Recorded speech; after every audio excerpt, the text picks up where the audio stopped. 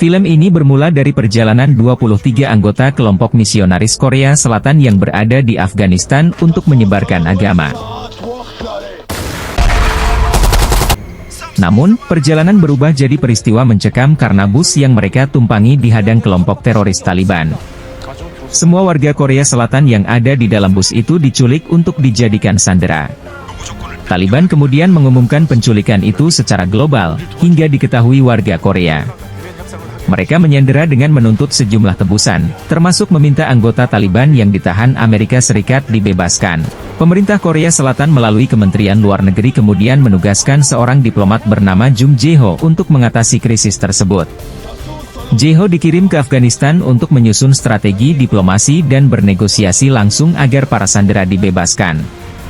Di sisi lain, Badan Intelijen Nasional, NIS, Korea juga menugaskan agen Park Dae-sik yang merupakan seorang agen intelijen spesialis Timur Tengah. Dae-sik mendapat misi untuk menyelesaikan krisis itu dalam senyap dan seorang diri, seperti yang biasa dia lakukan. Situasi itu kemudian membuat Jung Jae-ho dan Park Dae-sik saling bersinggungan. Mereka awalnya berselisih paham karena memiliki perbedaan gaya dan pendekatan dalam menjalankan misi. Meski sempat berbeda paham, mereka tetap bisa menemukan jalan tengah sehingga proses negosiasi itu berjalan mulus. Dae-sik dan Jae-ho berhasil meyakinkan salah satu orang paling berpengaruh yang disegani Taliban agar bisa membebaskan sandera.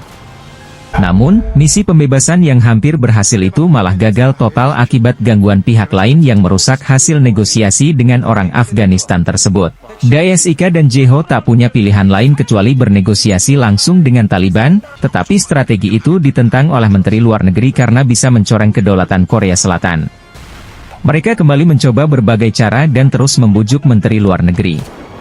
Pada waktu yang sama, Taliban juga mulai mengancam untuk membunuh satu persatu sandera jika permintaan mereka tidak dipenuhi.